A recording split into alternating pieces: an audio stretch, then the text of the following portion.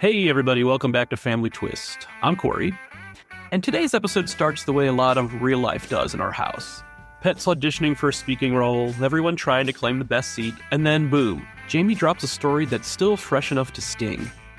Jamie always knew that she was conceived through assisted reproduction, but the family narrative was, your dad is your biological dad. Then she watched the Netflix documentary Our Father, and that curiosity turned into a 23andMe test and one brave phone call to her mom that changed everything.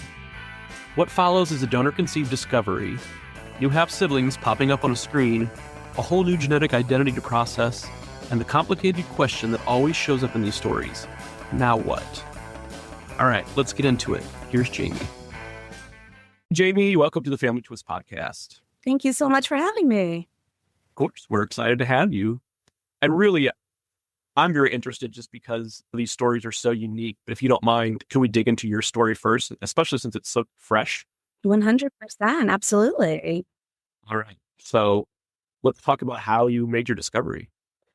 Yeah. I wonder if it was more a coincidence or happenstance, or I wonder if there was something brewing under the surface that I knew something was a little off, and then I just needed something to help it sort of come together. I had known that I was conceived via artificial conception. I knew that that was done, but the narrative was always that my social father was the donor of that, right? My parents were having trouble conceiving, so they just needed a little help. And as an adult, I'm very into true crime podcasts.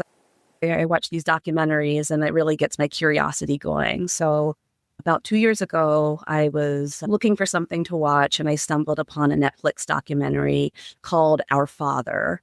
And it was about a fertility doctor many decades ago who was discovered through the advent of these DNA tests and people getting their DNA done, that he had been using his own sample in these inseminations. And so he had fathered many dozen children, and it was all very dramatic and terrible. And I'm like, oh, what an awful thing for somebody to do.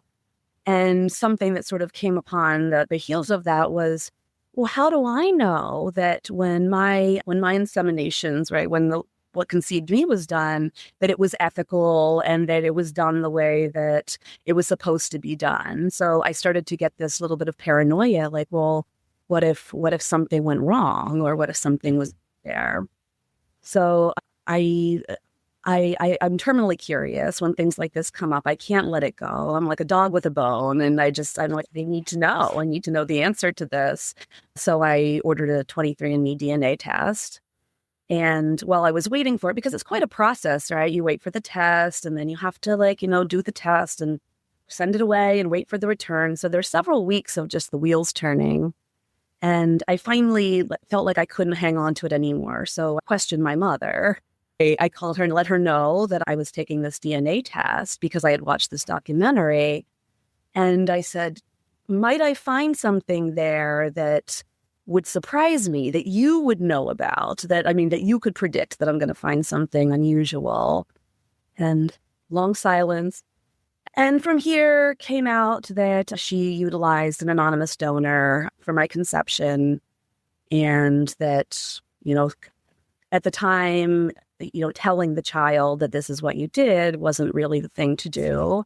And she had been hanging on to this for a long time, thinking that maybe now that I'm adult, she should tell me. But there was always something, I think, that stood in her way of doing that.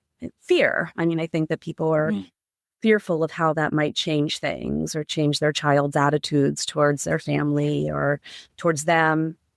So when I found out, my first response was, like, after I'd been turning this around, I knew it. I knew something was off. I felt, but I didn't know it. But I think that I couldn't let it go because there was something in me that's like, I feel like it would explain some of the things that I experienced growing up, or some of the differences I felt myself to have, and always maybe attributed it to me, just me. There's something off with me, but there's an explanation for that I can put my finger on. So that was the start of a journey of trying to find out as much as I can, because finding out about this biological family that I didn't know existed was part of me having a journey of understanding myself better. So this has been just a remarkable experience of things that you don't think about. Like, what is a genetic identity? until you've had one, and then it gets taken away from you. And then it's like, oh, I did have a genetic identity, and now it's been challenged. And now that it changes everything and nothing. It's always been an exploration process that I've been trying to approach from a place of curiosity rather than anxiety, but it's difficult. A lot of difficult feelings come along with that. Do you know whether your raising father knew that? He did know. My parents were having trouble conceiving, which also, I mean, is a bit of a trauma, right? Infertility, and, there was a lot of pain associated with that, and they were problem solving around that. My social father wasn't open to adoption, but he thought that maybe, donor conception, then I would be part of my mom, and he loved my mom, so then he could love me. And so he knew that this was something that was in the background. A lot of people knew, right? Wow. I might have been the last person in the dark. We've heard this time and again, but were your parents explicitly told, don't tell her? I do believe that there was sort of, recommendations made. And I think that we've learned a lot since the 70s about kind of best practices when it comes to these things. Mm-hmm. I think that it was just thought that, well, what a kid doesn't know won't hurt them. And, you don't want them to be confused. You don't want them to be upset. So the best thing to do is just to sort of conceal that. And I do think that was, if it wasn't explicitly recommended, it was suggested as a possible path forward. So I do think that my experience was a bit of a product of my time and what the medical community felt about donor conception and how that was passed down to these recipient parents who wanted to do the best for their children. They were trying to do the right thing, but ultimately, it leads to more problems. It does. And it's so funny because I, of course, am coming from the perspective of as an adoptee, but even my parents who lived in a town as big as the room that we're sitting in right now, they were told, oh, you should never tell him. And my parents were like, well, everybody knows that my mom wasn't pregnant and suddenly there's a baby. And they were like, it didn't matter if they had lived in a metro area where nobody would have known them. They were going to tell me the truth. And I respect that so much because they were like, we're not ashamed. We're happy. We've acquired this child. They just honored me that way. Yeah. And I think that shame, right? I choose not to be ashamed. It is the shame that dictates this. It's this feeling like somehow I did something I wasn't supposed to do. And that's simply not true. So I think it's unwarranted shame that unfortunately ends up dictating how a lot of people respond to this. So I very much respect your parents for pushing against that grain.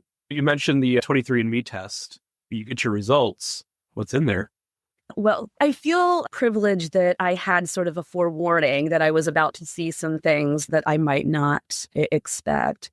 And, probably some of the typical things that come up with MP situations. I found that I had some heritage that I didn't know about, 22% Ashkenazi Jewish, which was not on my radar as part of my genetic makeup.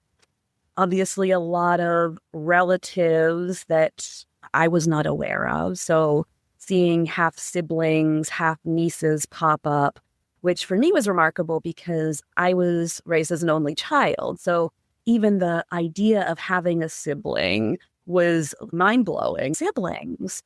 So, seeing these names pop up and knowing that each one is part of my story, but they're so separate from me in a way, and they are having their own experiences was really soul-shaking in some ways. So I think that providing that path moving forward of I want to know more, it's like, well, what can these people tell me that might help put some of those puzzle pieces together? Was there already an established pod of half siblings? Because, we hear things, the unregulation of the industry, we hear about samples getting used multiple times and more than they initially told the donor they were going to do. So, we've had people on the show that have got dozens and dozens of siblings. I know. And that was my fear, that I was going to come back with hundreds of siblings and oh my gosh, that's what worried me most of all. It's like, was something unethical done? That really bothered me, that there could be some, ethical violations in there. But I had a few. It seemed like, that the sample or from the same donor was used a couple times. But when you say an established pod of siblings, they're not in contact with each other. It seemed to be very much like sort of this isolated experience of people sort of finding these things out and then sort of stopping, right? Like stopping there. It's like, ooh, like this is, uncomfortable. And, I don't know how to move forward from this. So there wasn't communication there. I was actually the first one who decided to be quite annoying about it and press the issue a bit and try to get in contact with some of these folks. And my being an irritating person paid off a little bit in terms of more information. I am built like that too. Like I'm so inquisitive that even if they don't want to know me, I would want to know that they know that I exist. Right? Yeah. I mean, it's like I said, the terminal curiosity. And sometimes I wish I wasn't built that way because I do know it opens up cans of worms that can't be shut. And it's amazing to me that there's people out there that can get this information and then just that's where it ends. But also, that's their process, right? That's their process. It just wasn't me. So I had to push forward.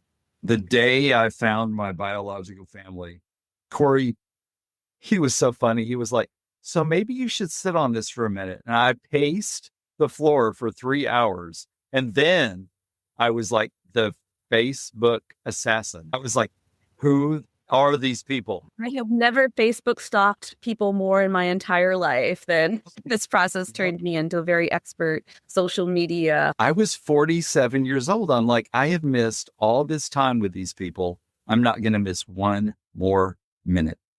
That's the way I felt about it. Corey's been along for the ride. Which you have to, and I think that you have to be just open to like whatever direction this goes. Like we kind of have to roll with it and sort of figure things out along the way because not one of us has prior experience navigating these things.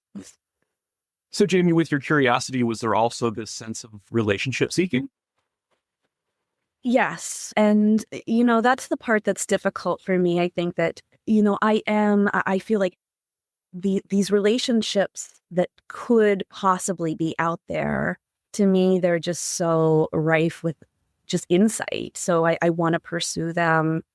And also recognizing that nobody's entitled, right, to have a relationship with me and trying to navigate that, like this sort of desperate wanting to know and to connect and to be that person that's kind of feeling like I'm interfering and then, not to have that be received and people not wanting those relationships with me has been one of the more difficult parts of this experience. So yes, I was looking for relationships, for knowledge, for insight, and trying to be open to them when they came, but not being too disappointed when they didn't, because there's no guarantees in this process. Jamie, if the donor were to pop up in your results, would you reach out? Well, so I actually have reached out. So I utilized a DNA Angel because I did sort of my own sleuthing to start with. I kind of reached out to some of these closer HAP relatives to see what they knew, to see if there's any insight to be found there, and kept on reaching these dead ends. And at that point, I had to reckon with like, okay, I've kind of done all the informal things that I can do. Do I want to stop there and say I did what I could, or do I want to press forward? So, of course, because I am who I am, I decided to utilize some of these services that exist for people like me who are searching and looking, and they have the skills and the knowledge to do that. So I ended up working with Laura from DNA Angels, who very lucky to have her. I mean, she spearheads this whole thing. So just a wealth of knowledge. And I mean, she was able to help me quite a bit. Yeah. So the first hit that came up for my possible donor actually ended up being incorrect. So there was a whole side quest drama with me contacting these people who were related to my donor, thinking that they were my donor and their family. And that bringing up a lot of just discomfort and rejection and things, which ended up, I mean, with a lot of insistence of like, nobody here donated, like, this is not true. People thinking I was a scammer because I'm reaching out like with this weird, request.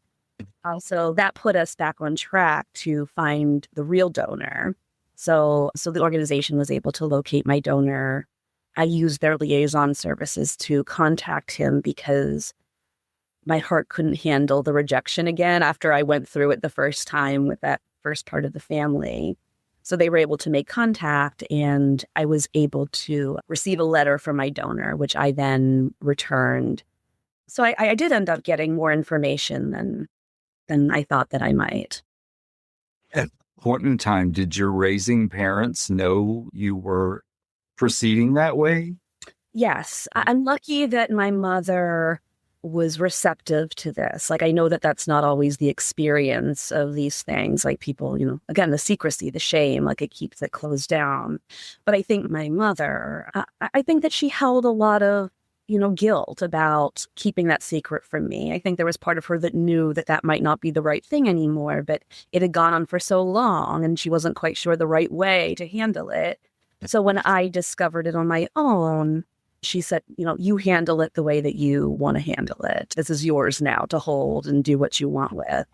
So, I think that in some ways it helped my relationship with my mom, because after the initial sort of feeling of betrayal of the secret, there was this sort of understanding and compassion about why she held it for so long.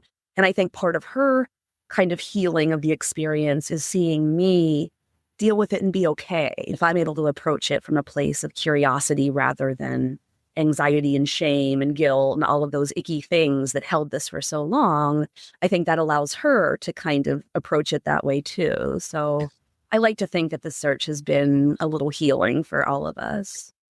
And she wanted you. She went to all that length to have you. Desperately. And that's amazing. Yeah, no, I feel quite lucky in the grand scope of MPE experiences that, some of that worked out in my favor, I think. To be a very desperately wanted child has its advantages. How has this journey affected your work? I'm a licensed counseling psychologist. I am a university professor.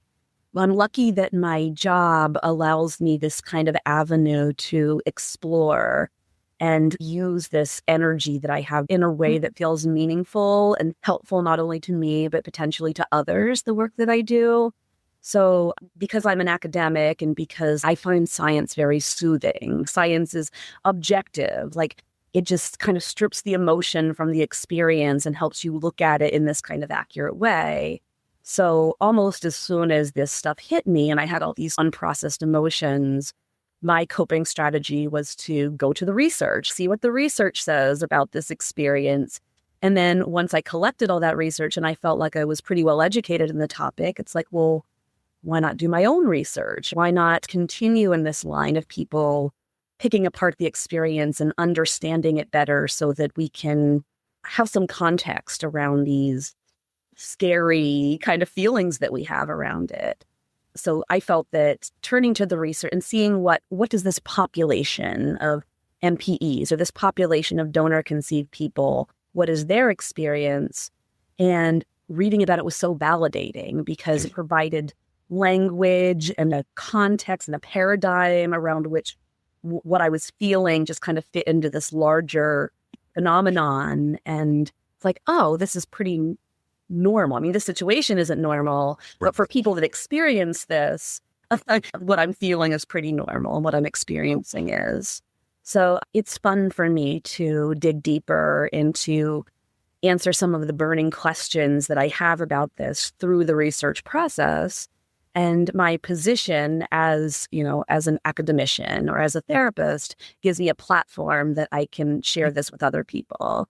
So I'm hoping that from the podcast, from the presentations at the conferences and the summits, I'm hoping that even a couple people learn something about themselves that feels validating, then I've done something positive and I can feel like this experience has ultimately gone in this direction for good. As you're aware, there's a lack of therapists available for this specific type of need for these family surprises, the DNA surprises. What can you do in your role to help spread the word that there is this need, and maybe this is something that students feel passionate about, is maybe they can focus on that sort of counseling and therapy? Yeah, I'm absolutely. And that's part of it because I am a therapist, right? I mean, I'm a psychotherapist and I've always been able to use my knowledge of psychology to, I want to improve well-being, right? And I would be a hypocrite if I wasn't using those tools to improve my own well-being. But like, I feel like as I move through and I talk about this, and I made a very conscious decision, like your parents, Kendall, that I refuse to be ashamed by this. Yeah. I refuse to. Like, it wasn't my fault. Nobody did anything wrong, right? I mean, this was, nobody did anything unethical. So I'm going to talk about it and I'm going to share it with other people and I'm going to get them thinking about it. So in my role as a professor, like even beyond, like sometimes in the classroom, I'll bring it up. And I have students in my lab who I'm incorporating in my work who are learning more about this. And so now maybe I have a couple dozen people who knew about this, who didn't know about it before. Heck, even the people who took my study, right? The people who did my surveys, maybe they never thought about DNA surprises before, but now it's in their awareness. So now they have this like slightly deeper level of just consideration. So they might take that forward. So I do hope that just by talking about it, making it public, pulling the shroud of secrecy and shame back from it, that we can create a world where there are more people who are educated. There are more therapists who know that this can come up and know how complex it is when it comes up. Because I think that's like people aren't quite sure how to cope with it. And therapists are people too, with their own biases and their own, when they don't have personal experience, it's hard for them to appreciate. So ultimately, yeah, I hope that there are just more mental health professionals out there who have this awareness so that their first response isn't some of those unhelpful things, like some of the invalidating things that can cause a lot of damage when somebody who's supposed to support you comes at it from a place of shutting it down. Well, your dad's still your dad. Like, do you really want to open up Pandora's box? And like, yes, I do. Absolutely. And I expect you to be here with me every step of the way. Exactly. My name's Pandora. On Friday, I had a couple of guests to my work, and I'm the HR manager. And people hear my accent and they say, "You're not from New England." And I'm like, "Yeah, but you're right. And let me tell you why I moved here." And it becomes my story, right, of how I found my family. And we got into this really short discussion about how weird it is that my official birth certificate lists my adoptive parents as my birth parents. That Betty Austin, who never gave birth to a child, gave birth to me on my birthday. I think it's deceptive for everyone involved. And I never blame my parents. It's the way that the legal system worked. But I'm all about like those unravelings. I think we have to own our stuff, and move forward. And it's degrading, I think, at some level to have false information on our original birth certificates. I think it's crazy. I think it's weird. Like, why couldn't there have just been a codicil that said, here's the original, but these people adopted it? But no, the standard back then was to correct the information. And I just think that's shitty. I'm sorry. I just do. No. And, I tend to agree with you from this place of understanding that I have now. I feel like in the past, there was this thought that this is really for the best because you don't want your child to be marked with a stain of illegitimacy. Exactly. That was a terrible thing. And there's pejorative terms associated with that. And people were treated differently because they weren't part of this union. And it was thought of as a protection. It was protective, but it was also shitty. And those two things can exist in the same space.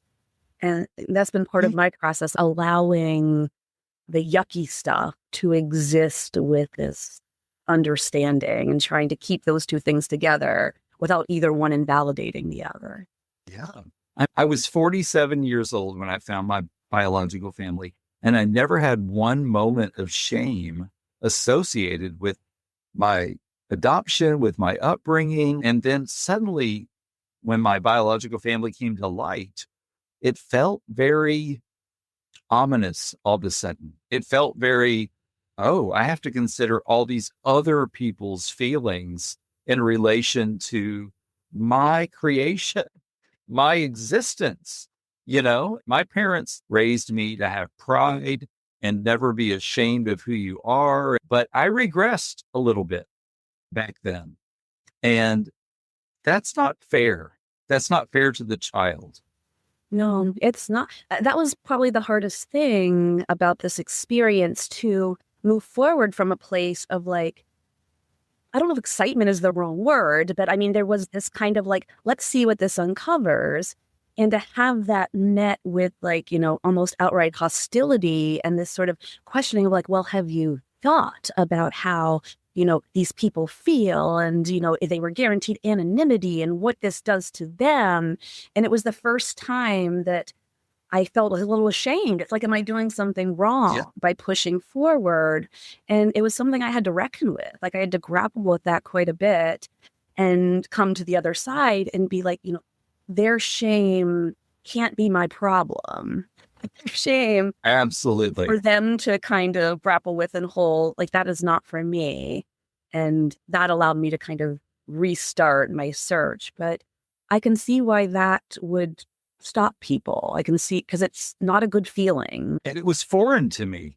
Yes. And I hope it was to you. Like, I just never, ever imagined that my biological mother wouldn't embrace the idea of a relationship with me if we ever found each other. And spoiler alert, we've never spoken. I think positively delusional about what could happen, that I never dreamt. I never dreamt that someone would reject me at that level. Like, it wasn't her choice when she was 15. It was her parents' choice to make her give me away. So I respect that. And I've never had 1 ounce of animosity toward her about that situation. But I have a lot of animosity that since 2017, she hasn't spoken to me. I just can't relate. If I found a child in 2017 that I had lost in 1970, I couldn't have gone to sleep that night without speaking to that child. That's how I'm built. I might never understand what goes through someone's mind. But no, I agree. I think that in this situation, there's these ways that I've had to practice this sort of like radical empathy of people who did things that hurt me and disappointed me. And I can't understand, I'm lucky that I've had access to therapy, and I've done my work, and I've done all these things to try to get to a place where I can. And for some people, there's this blockage that they just can't get past it. And maybe someday they will, right? Hope was painful too. Absolutely. Absolutely. And like, they're going through their own journey, and where that ends up taking them is out of my control. So, they have to walk their own path. And in the meantime, I have to do what I need to do to be okay within myself and to try to just make it a better place for people like us. So staying open without staying vulnerable. Yes. You're delicate. I think you just found our new catchphrase. Yeah. Honestly, thank you. Cool. I'm really touched. Oh, thank you. It was occurring to me last night. It's like, I was thinking of a catchphrase too. It's like, how do I want to say something that has been the most helpful to me? It's like, you have to lead with your head, but honor your heart. Right? That place of emotion can be irrational and illogical and associated with so much pain, but it needs to be honored, and it needs to be taken care of and held with a place of compassion. You can't just step it down, right? It has to be there alongside and being open to the curiosity or the excitement. There's been moments of joy associated with this too. They're little, but they're there. And I don't want to close myself off from those just because the rest of it can be quite painful. So, Jamie, can you remind us what you're going to be talking about at Undigging Our Roots? Of course. So I will be doing a presentation on others' responses to MPEs. How do outsiders think about it, process it, think what goes through their mind when presented with this scenario? And are there factors about those people that make a difference when it comes to whether or not they approach it from like a validating place of like, you do what you got to do here, or whether they approach it from that closed down place of, Pandora's box, right? Giving some of those cliche statements that are well-meaning, but they feel invalidating because it makes it feel like you're doing something you're not supposed to do. So I did an empirical study related to this to see if there were some differences there. We looked at things like gender and political ideology and spiritual affiliation.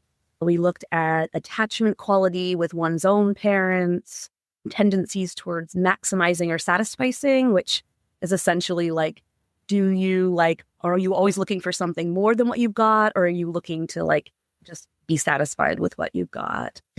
We looked at empathy, like reactivity, to see if empathy makes a difference in those responses.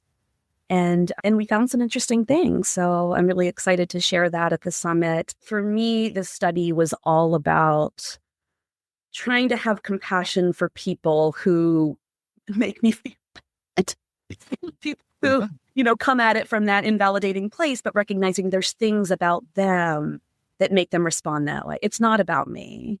It's not about me and who I am and my lovability or my acceptability, right? It's about this other person and how they're approaching this situation. I guess we'd say like intellectualization is my coping strategy, right? It is a defense, but it is helpful.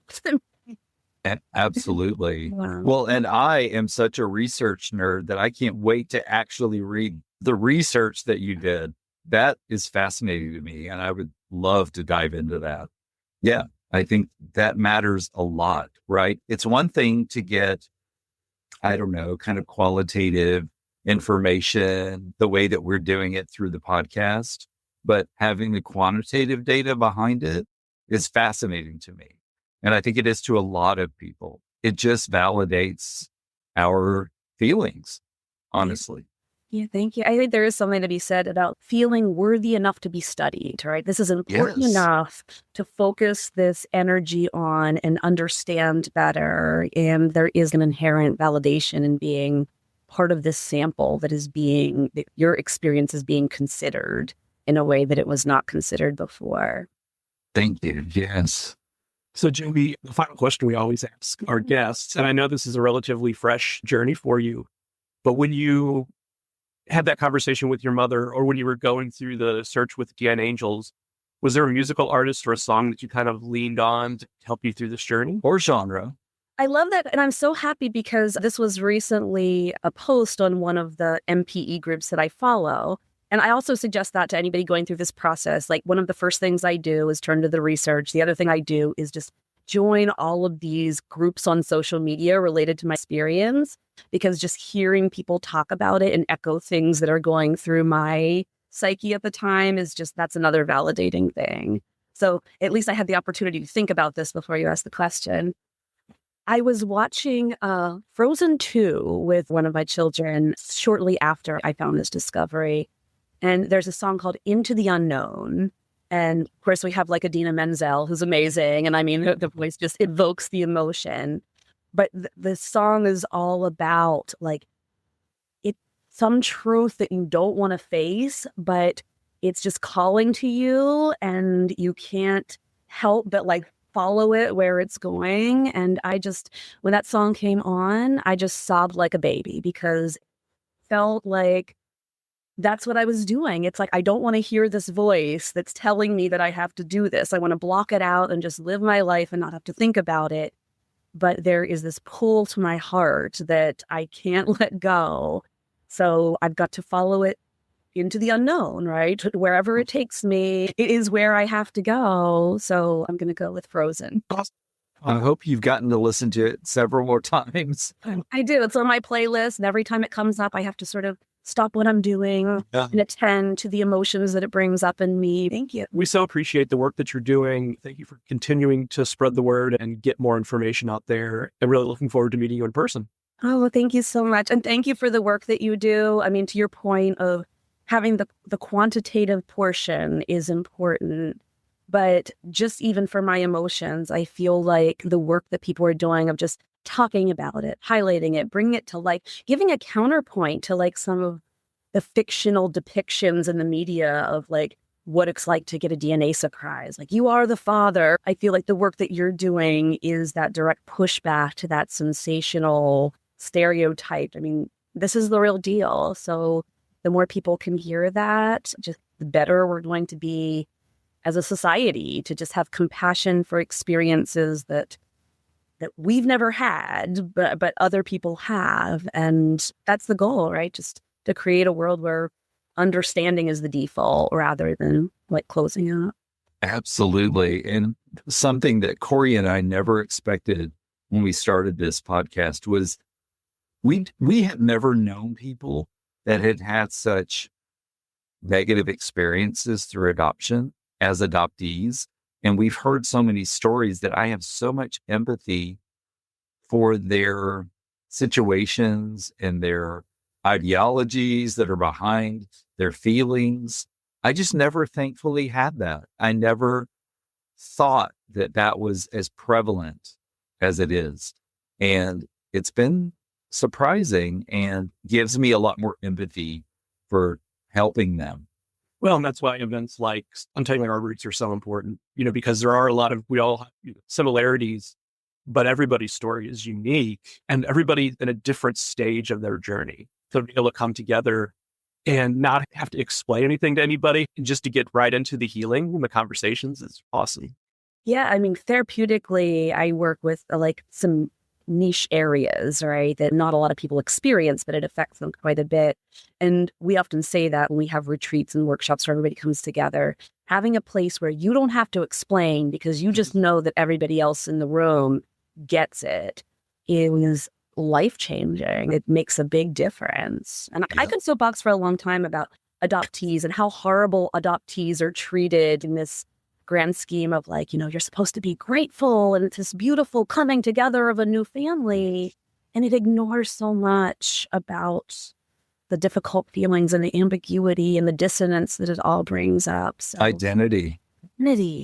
I always associated myself with my adopted parents, but even I, as a 4-year-old, Corey's heard this a lot of times, my parents would walk, and meet friends that they hadn't seen in years. And they'd be like, oh, and this is our son, Kendall. And, people maybe didn't know that they had adopted. And they would say, oh my gosh, he looks just like you. And being 4 years old, I was like, you're full of shit. I don't look like either of these people, but that's okay. Like, they're my mommy and my daddy. You know what I mean? Like, I just owned it. And I respect so much that my parents allowed me to have that voice. Yep. Yes. In some ways, I mean, they were ahead of their time.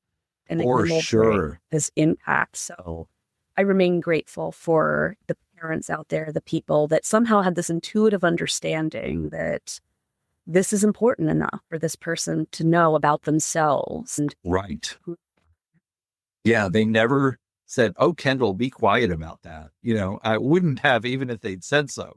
But they knew that that was important to me to say, I belong to these people, but I didn't come from them.